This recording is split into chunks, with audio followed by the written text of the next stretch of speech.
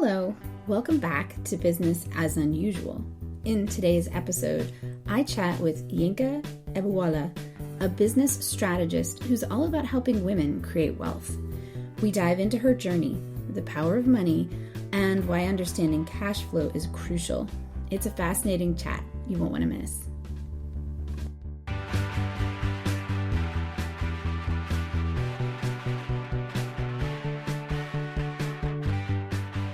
Business as Unusual is a thought-provoking podcast that explores the innovative strategies, disruptive ideas, and unconventional practices driving successful leaders and companies in the ever-evolving world of modern business.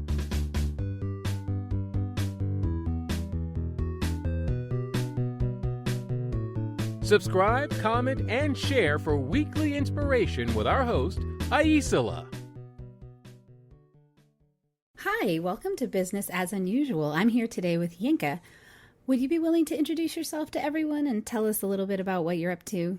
I'm so excited to be here, so thank you so much for having me. Hi, everyone. My name is Yinka Ewuola. I am a business strategist, a coach, a speaker, an advisor, a consultant, a multi-hyphenate. But my mission is to support women to create wealth in and through their businesses. So I help them to do that by helping them to focus on what matters most for the business, which is cash flow and strategy, and what matters most for the business owner, which is mindset and habits. In the introduction that I have from you, you talk about the importance of cash flow and money. Yep. And what I've found is frequently heart-centered people and creatives really struggle to position money and cash flow appropriately. Okay. So I'm very interested to hear a little bit about how you break that down, because I feel like there's a type of resistance that I understand and relate to that also causes a lot of challenges for those folks in being successful. Absolutely. The first thing to say is that I do have a very unusual take on cash and money, and because for two reasons. Number one is because I know money to be holistic, and we have spent most of our lives being taught that it is financial. And so we understand money is financial. We have entire industries dedicated to the financial focus of money. That therefore means that we completely under-index all of the other facets which money also occupies. I like to say in my world that money is relational. Money is social, money is energetic, money, and these are other facets to money that are completely ignored. Just in the same way that you couldn't go to the gym and think you're going to get yourself a six-pack by doing bicep curls. This is, for me, the start of our disordered relationship with money, because we've been doing these bicep curls and, money's financial. And then we're like, oh, but we don't have a six-pack. And we don't have a six-pack because we haven't done the full body workout. We haven't understood how the organism works, and we haven't understood how to make it work for us. So the first thing to say is that the holistic nature of money is completely not spoken about, not well understood. And therefore, those who don't gravitate to money in its financial form are basically left saying, well, clearly it's not for me. And that is not the case, because the other facet of money that is even more exciting from my paradigm and from what I believe is that money is the currency of transformation. Money is the thing that helps us to get stuff done. It is we currently, whether we like it or not, and full disclosure, I do not like, but we live in a capitalist and in an increasingly capitalist world. And the challenge is that the nature of the capitalism that we are all experiencing is very much exploitative. So from my personal perspective, I'm not an exploitative person. And so that more often than not, people who are not exploitative by nature are saying, well, I'm opting out. I don't want anything to do with that. Unfortunately, that's not how the world works. The fact is that we all live in a capitalist environment and society. And so for me, I felt really strongly that while I'm not trying to win capitalism, because I'm not exploitative and I don't want to screw other people, and capitalism is built on the paradigm of economics, and economics is the study of sharing scarce resources. I don't believe money is scarce. I believe it's abundant. So in the first instance, the paradigm upon which is built for me is not accurate. But while I'm not trying to win capitalism, I'm not trying to lose it either. And that's where most heart-centered, as you describe, people, creatives, those who really want to see change in the world, that's where, for me, they're getting the message wrong, because they're losing capitalism, which means they're losing the resource that enables them to really create change and transformation. And then we're leaving all the money for the people who think that we should be going to the moon instead of actually doing good things on the earth. So, thank you. That's great. Is it possible for you to give a simple example of how you would describe money as social or something of that nature, just to draw that connection? Definitely. So social, one of the things that we talk about and think about is the fact that money touches all areas of our lives. It has an impact in terms of people who earn similarly often socialize together. You know, it is it's people, people form tribes and groups and communities often around earning potential. Where you live has an impact on who you know. It has an impact on the school that you go to. So money is very much a social resource. It's also incredibly relational. And for those, you know, obviously we were having a conversation about a new birth and new life and how exciting that is. And the fact is that when any child is known to be on its way, one of the first considerations of those parents is what we're going to do about the money. Because kids cost a lot of money. As a mum of 3, kids cost a lot of money. Boys have knees that eat trousers. And yeah, they eat food that costs. And so money touches all the different areas of our lives. Money is also energetic, because it is one of the most powerful reflectors of the relationships we have with ourselves. Now, our self-worth and our net worth are unrelated. Money is a store of value, but it is not a good measure of human value in life. Every human is priceless. Money has nothing to do with the value of a human. Someone with $1 billion in the bank, someone with 0 in the bank, in my opinion, are equal. Their lives are equally valuable. But in the marketplace, they're what they have, their offers and what they put into the marketplace, that's a different conversation. And so understanding, as I said, that money is energetic. It does bond people socially. It does have a relational impact. And as I said, it enables you, one of the descriptors I use, money amplifies the desires of the holder. And the challenge we have in this world is that people holding the money are currently amplifying their desires, and they're not amplifying it for the good of all of us.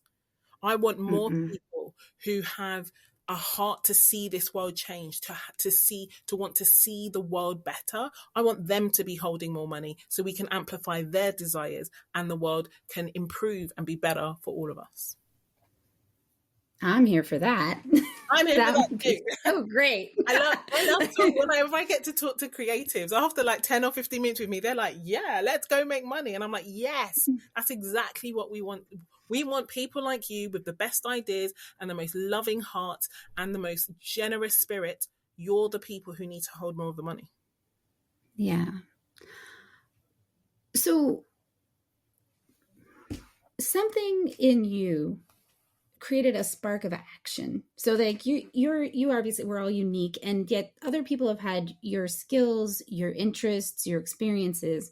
And for you, that translated from all of that into a spark of action to step into this place of effort and engagement.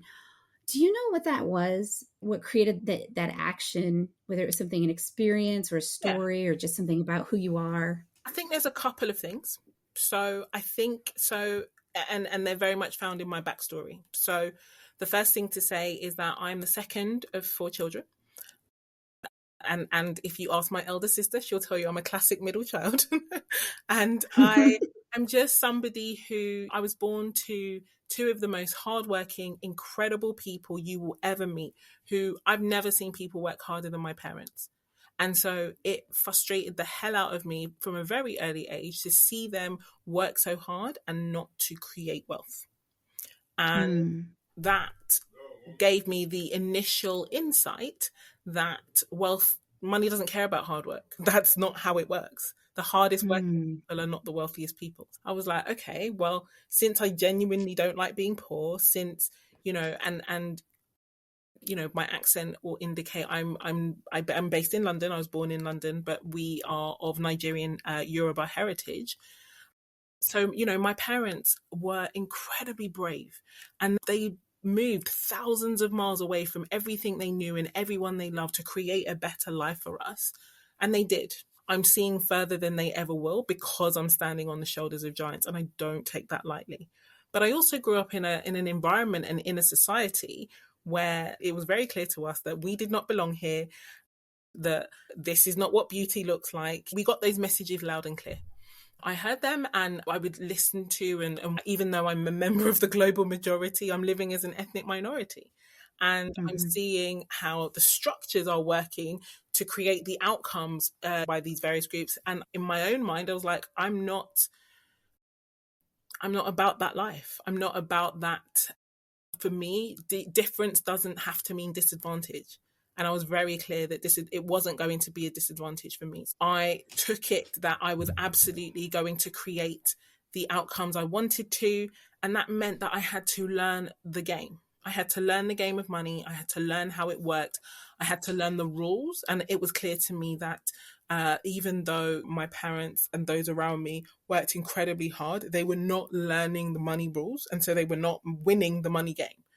And so I had to, even though I was incredibly academic, always a straight A student or first class degree, I also knew that wasn't the pathway to create wealth. That wasn't how money worked. And I was committed that I wasn't going to not know how money worked just because I was a smart person. I decided to do, and in retrospect, it was a brave decision. But my brave decision was to decide that I don't know anything about money. Yes, it's in our pockets and purses every day. But honestly, I didn't really know how it worked. I was committed to finding that out. And then I was given the opportunity because my mom had a breast cancer diagnosis and was fighting for her life and also fighting to try and build a business. I was then given the opportunity to figure out that the things that we are told about building a business and were none of the things that were actually effective.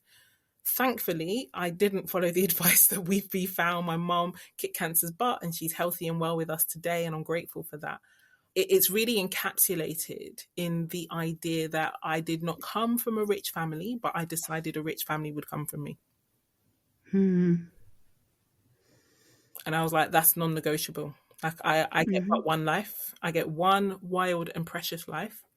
And in the same way that my parents and their parents, and we are our ancestors' wildest dreams. And so I'm not going to be the ancestor that lets the team down when my descendants are like, oh yeah, we had my amazing grandma and my fabulous mum and dad and my amazing grandma and grandpa, and then there was Yinka. That's not going to be. You're like, and no. That's fantastic. That's beautiful. Thank you. Who would you say typically thrives with you? Great question. So I chose to work with women because when I was learning about building a business, so much of the advice out there was designed by men for men. And while that was not necessarily deliberate, they would tell you it's for everyone. It isn't because they were not accounting for many of the social structures, the unpaid additional labor that falls on so many women in their households and those kinds of things. The women who work with me, I always talk about this when people come in and join me on a sales conversation. They have the same 5 attributes. They're not even like different. They're always the same 5. So number 1 is their ambition. I want to work with game changers, with status quo disruptors, with people who are not willing to see how things are and shrug their shoulders. I want to work with people who want to go and shake this thing because they know that the way things are right now in this world are not working well for everyone. So there is an ambition. There's a willingness to be uncomfortable, because much of our money stories were formed in our formative years, and they're very much a fabric of who we are now. And yet it's a very disconcerting situation when you realize that you have believed something your whole life and what you believed is wrong. It's false. And the challenge with that is, if you believe a lie for long enough, it will begin to act as truth in your life. It will seem like the truth. It will become your truth, even though it's not the truth. And so women who are willing to be uncomfortable and willing to unlearn and relearn their ways of being, and that their relationship identity, all of those things around money, they thrive. Women of integrity. I am a very direct person. My yes means yes and my no means no. And those women work well with me because this is a radically responsible task. Most people will bury their head in the sand around money their whole lives. And so the opportunity to not do that is something I don't take lightly. They are recognizing the need to take an adult approach to the money story and the money conversation. And so that radical responsibility aligns with that integrity. Their decisiveness. So women who are coming to work with me and thrive with me, they are willing to commit to being decisive, to backing themselves, to not needing permission from anyone else to know what is right. And they're willing to really tune into trusting their gut, which I think is really important. And then, the women who thrive with me are women who thrive with someone who is very direct, I don't go around punching people, but if I did, I wouldn't pull those punches. I really do have the courage to be disliked. If somebody is coming to work with me, they're sharing their dreams and their goals with me. That is something that I don't take for granted in the slightest. That's such an honor to be given that privilege. And so my role then is to reflect their greatness back to them. I don't partner with people in their limitations. And oftentimes that's what people are looking for. They're looking for someone to validate why they don't, rather than actually tell them you can have anything you want if you're willing to do the things that create what you want. Are you willing to do the things? They are the kinds of women who work best in my spaces. And as I said, I focus on women. I ever so often get a very smart guy who's like, I know you focus on women, but I really want to work with you. And insofar as he will align with how I work, I am good to go. Thank you. It sounds like a recipe for success. And I mean, it really is. And it's also it's an interesting, and this is why I'm so glad to be here, because it is a business and as unusual state of being. I'm posting on socials. I post on socials. I've been doing it every day for the last 4.5 years. And I'm in a sea of fluff and people telling you to charge your worth. Worst advice on the planet. The only piece of advice worse than that is focus on the impact and the income will follow. And I'm like, dude, what? No, that is not how the world works. And so, my message feels and seems very contrarian in the broader zeitgeist. It is not popular. And it is very much frowned upon, the idea that you should be focusing on money. I'm very, very clear. If you are starting a business, your only job is focusing on that money. Because if you don't have any money, you don't live to fight another day. It doesn't matter how fabulous your dream is. It doesn't matter how good a person you are. No money, no business. And so from my own personal, and people are like, well, you shouldn't focus on the money. You should focus on your values. And I'm like, see, that's where we get into the problem. Because if you have to focus on those values, they're not your values. Most people treat their values like clothes. And I'm like, no, your values are skin. You don't get to take them off just because they're uncomfortable, just because they're inconvenient. They're your values. And that's the thing. Where we often believe we have a money-focused problem, it's not a money-focused problem. It's a values and ethics problem. I want you to speak more to that. And I'm also curious if you would break down what's wrong with telling people to charge what they're worth, Oh, because yeah. I'm very, I have a neutral to negative opinion of that advice, but I've never actually thought about it. So I'm very curious what you're. Okay.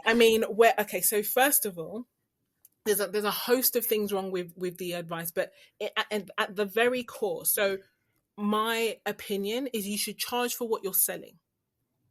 And the fact is that you are never selling you. Like, and one of, and I, shan't bore you with, but essentially I discovered more about this lesson speaking to a sex worker who I met on a Caribbean island, this incredible woman, larger than life. And she was saying, and she's very open, very clear and proud of what she had done in the past and what she was doing now. She ran a couple of shops and she was like, even when I was a sex worker, I didn't sell myself. I sold fantasy. I sold escapism. This is why we don't talk about the ironing and I was like, if she, given how she sells fantasy, has the clear memo that she's not selling herself, then why are people in offices thinking that they sell themselves? So that's the first thing. It's important to charge for what you're offering and you are not on offer. That's the first thing. The second thing is money, as I said before, is not the best measure of human worth. Like, what are you worth? And as I said, your life, your ideas, the breath in your lungs, the twinkle in your eye, that's priceless. All of the chemical elements that go up to make the human body of an average sized person, it's probably about $250 on the open market. So the idea that we're going to capture the worth of a human with money is ridiculous. And then third of all is that, as I said before, you need to charge for the offer you are putting out there and the value of the transformation to the person that you're selling it to. So I often, in my spaces and when I'm working with my clients, I talk about one of Beyonce's hairdressers who gets paid $300,000 a year and probably does Beyonce's hair about 6 times. Because the value of Beyonce getting her hair done is in the millions, multi-millions. So I'm like, she's probably getting a bargain from that. And I'm like, but she probably earns from Beyonce what most hairdressing salons don't earn in an entire year. Yeah. And so the idea of charging your worth, it's not even your worth, it's the value of the transformation that you are creating to the person that you're giving it to. So the value of my skills in one market can have a completely different monetary and economic value in a different market by geography, by market segment. And so the idea, like, charging your worth is just, I don't know, I feel very strongly, as you can probably tell, it's just asinine. It's lazy thinking, but it's damaging though, because if you charge your worth, then you will charge by how you feel. And when you feel good about yourself, you'll add a 0. And when you're feeling low in self-esteem, then you will catch price fighters, you will undercut yourself or discount your offers. And then all of a sudden, no one can take you at your word because your price is sending a message in the marketplace and you can't stick to your word with the discounts all the time. And so, yes. No, that's super insightful. It then creates an unconscious connection between like who you are in this way of, if someone's not willing to pay for it, then it just creates a lot of negativity. So I really appreciate you breaking that down. Yeah. It becomes personal when it never is. And you market your business on feelings rather than on the factual beneficial opportunity that it creates in the marketplace. So like I said, for me, I find it lazy thinking, and I wish someone would literally put it in the internet bin so that we can get rid of it and get past it. But honestly, we will go online tomorrow and someone else will be like, go get it, go charge your worth. Please don't. Just please don't get it. Stop that. It's not for you, love. It's not for you. Stop the nonsense. Stop the nonsense. And then you were saying we don't have a money problem. We have a values and ethics problem. So can you break that down a little bit? Sure. And it is really to counter the misquoted Bible verse of money being the root of all evil, which creates this paradigm of money being this powerful force that changes people. No, that's not how it works. Money doesn't have morality. Money simply is it's energy, and it's a store of value. And if you understand how it works, you could be a drug dealer, you could be Mother Teresa, you will make money. And it's interesting because Mother Teresa was excellent at gathering cash towards her. But the thing, as I said before, is most people say, well, if you focus on, people forget to do the right thing when they focus on the money. And I'm like, then if you are a shady shyster when you get money, then you were always a shady shyster and you just didn't have the courage to show us that you were a shady shyster because you didn't have the money. So the money isn't the problem. Money reveals your true nature and it doesn't turn you into anything. It is an amplifier. It is not a corrector. And so what that means is people, as I said before, people who are excellent people, who are focused on creating good in the world, when they have more money, they are excellent people and they're able to do more good in the world. And people who are terrible people, and again, I'm using these as examples rather than judgments, because I don't know that I necessarily believe in good and bad people. I just think there are good and bad things done, but we'll come back to that and maybe another time. But yeah, if you're a bad person with money, you're a bad person with money. If you're a broke bad person, you might pretend to be a good person because you don't have the money to demonstrate the fullness of your true thoughts and feelings. And therein lies the point. If people forget to do the right thing because they're focused on the money, then they have a values problem because their values is skin. And actually, they're not forgetting to do the right thing. They are living their true values and their money is just giving them the courage to do so. They're taking the clothing values off. Yeah. Yeah. And that's the thing. Your values are your skin. And that whenever I'm talking to my children about it, I'm like, your values are your skin. So however you behave, if I give you the opportunity to act your true nature, that's who and how you really are. So people who are, misbehave when they get money, that's who they always were. Yeah. It's sometimes people, they talk about how someday when they have a lot, they're gonna give all this money to people. And my thing is, if you don't right now give, that's not going to change when you have a lot. So you have to figure out right now, today, if you have $100 a month, how do you give $5, or how do you show up in service?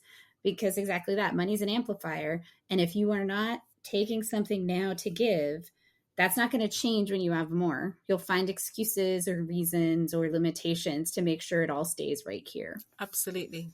I'm a big believer, as you are with a little, so you are with a lot. You don't all of a sudden become, and some of the most generous people I know on the planet are not the most wealthy by any stretch of the imagination. And so most of the most generous people I know are not very well. And so therein lies the point. But it's now about understanding that money doesn't have any power we don't give it. And so it's about us recognizing that if you give your power to money, then sure, it will control you. But that's only because you gave it your power. That isn't because it had any power of its own. And therein lies the point about the lies again. Now you're believing a lie that is acting as truth in your life. But it is a lie. Money cannot control you unless you give it your power. So don't give it your power. Can you give an example of that? Either of someone giving it their power or of someone not giving it their power?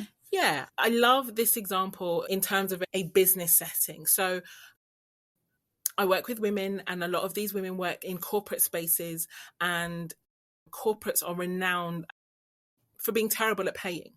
Like corporates hang on to small business money in a way that I honestly think is immoral. I don't understand why I, as a small business, am expected to give a multi-billion-dollar organization 60 days, 90 days to receive my cash. But the only reason that is even allowed and possible is because we have told ourselves that because the bigger organization has the money, the power. And so people agree to those terms.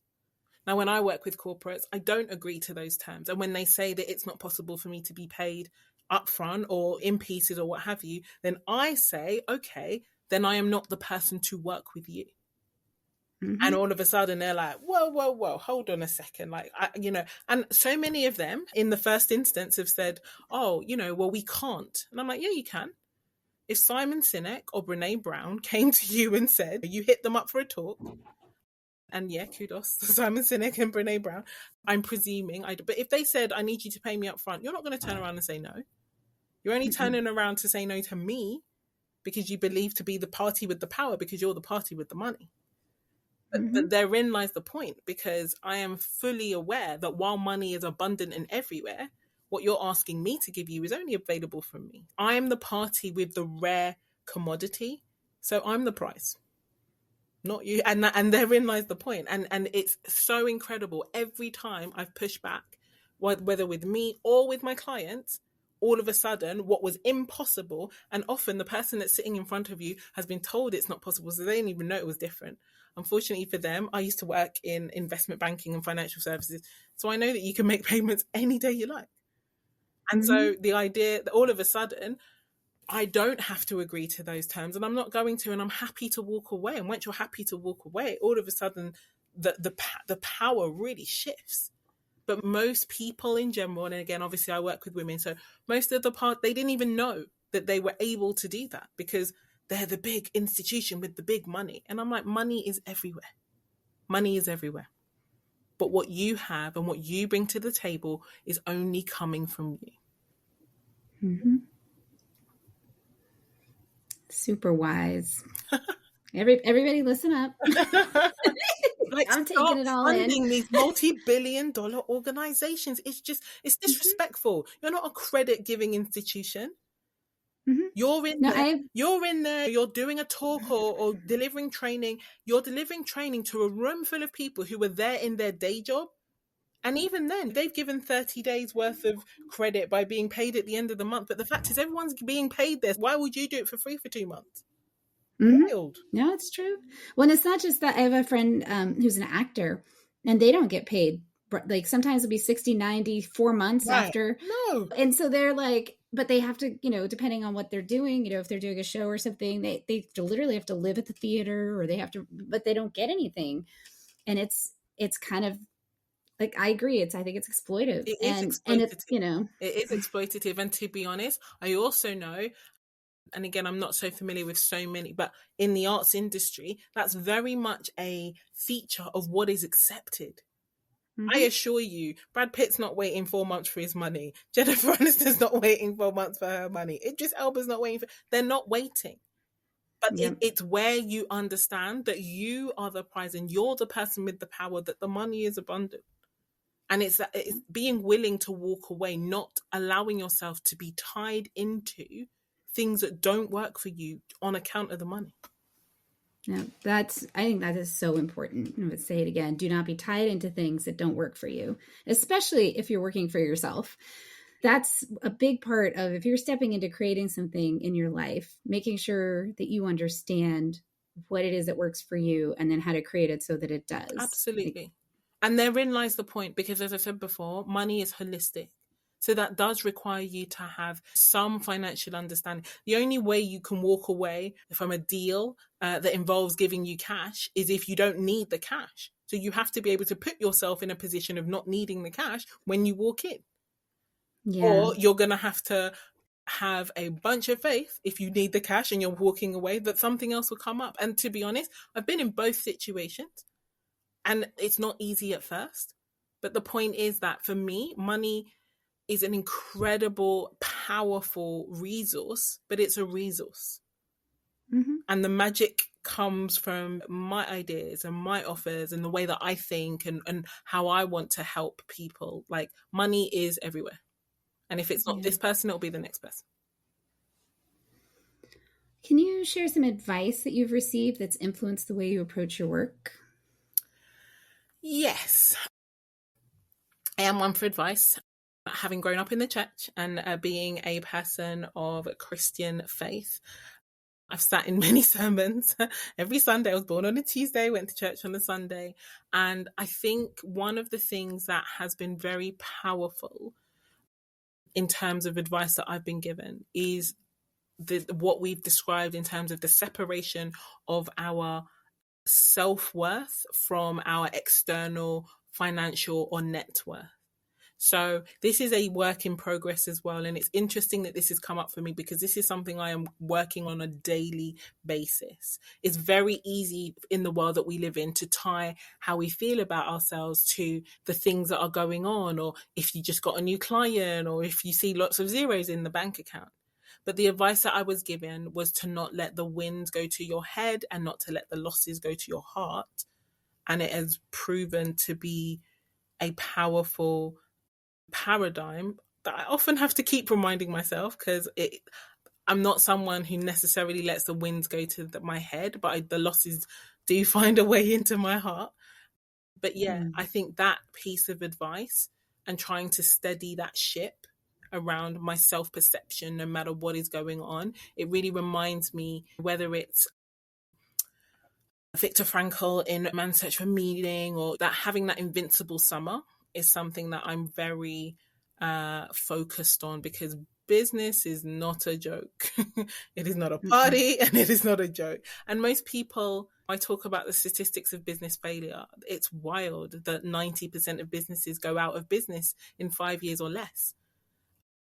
100% of businesses go out of business because they run out of cash flow. And so the idea that this is the most important thing in the business world and like nobody is really, really talking about it, yeah, it does get to me. It does feel heavy, and it feels like I feel like I don't have a big enough microphone.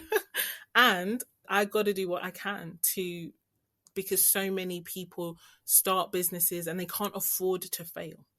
And if you can't afford to fail, then you have to learn how to succeed.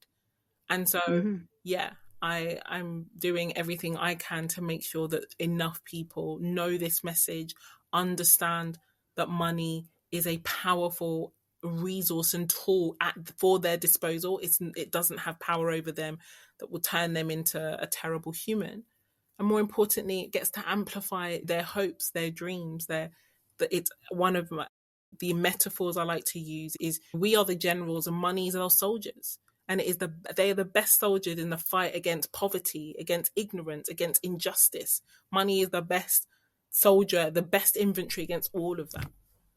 No, it's socioeconomic equity is a huge contributor to so many of our social, or inequity, I should say, to our ills. Absolutely. And that's the thing, that this is where wealth is really, again, tied to health. The amount of illness caused by financial anxiety, problems with money, family breakups over wills and probate, and all of this is just, it's just believing a lie about money and using it in a way that is never going to be beneficial to us. Yeah.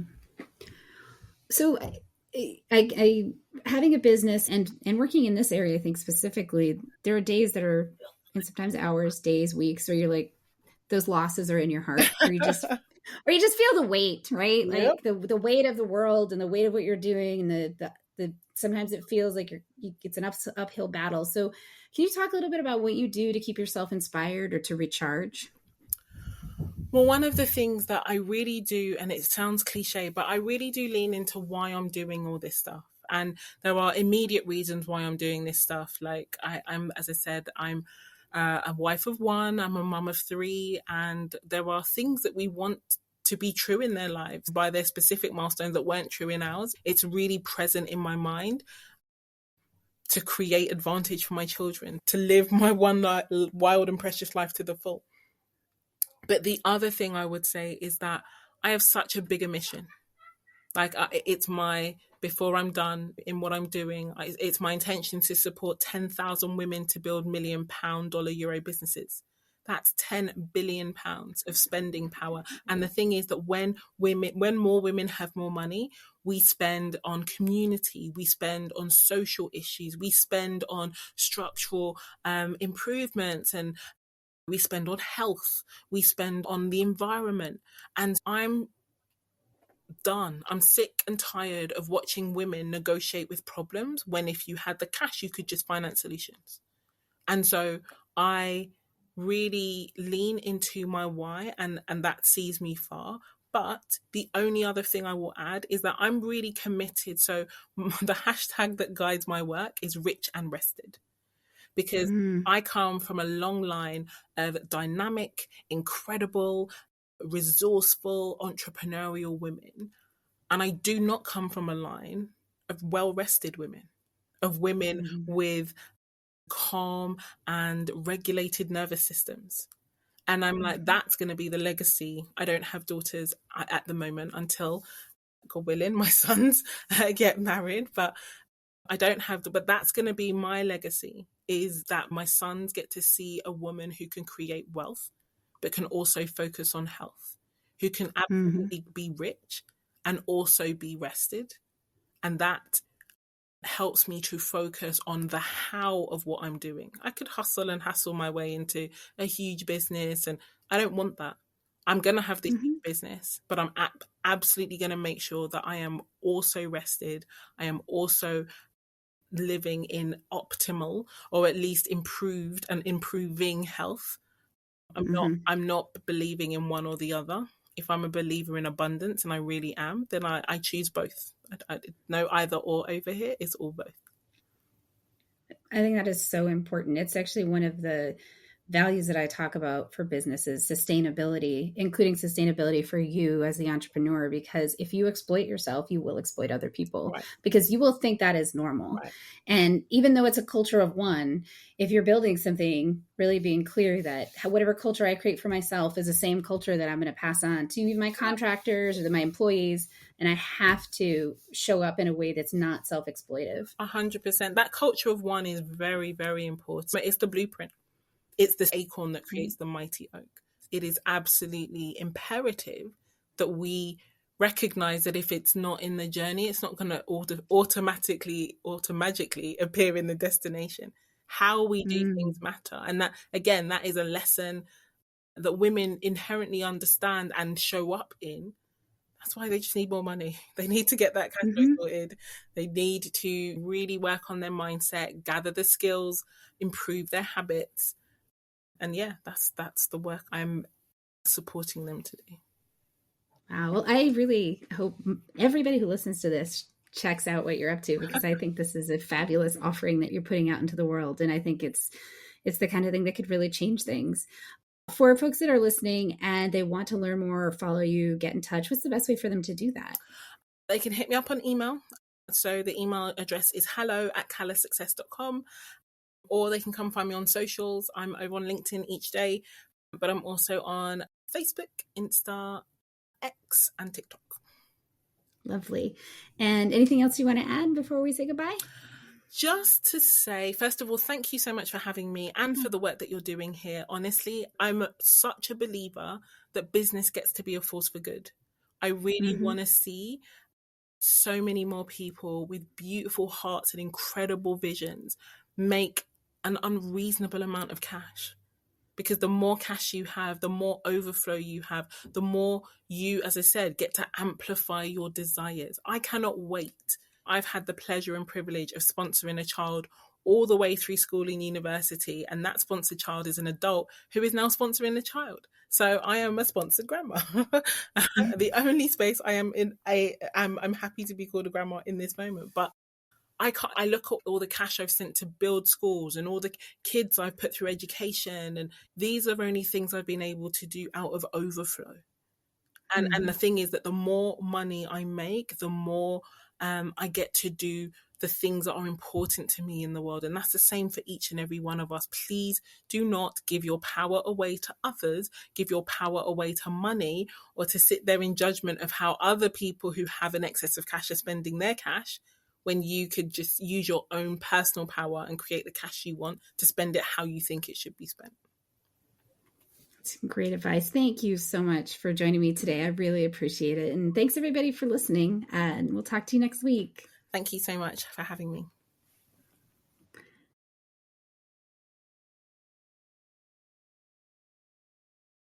I hope you enjoy the show. I love making it. If you did enjoy it, consider hopping over to the review portion of the platform you listen on and letting other people know about it. Or share the episode or the entire show with a friend, or subscribe to the show. Definitely reach out, get on my newsletter, follow me on social media, and let me know what you like, what you don't like, and what you'd like to see in the future. Well, we love our guests. Appearance on the Business as Unusual podcast or any Bicurean consulting production is for information purposes only and is not to be considered an endorsement of their business practices, or character. Please properly vet anyone you find through this podcast and generally before you do any business with them. Thank you for listening.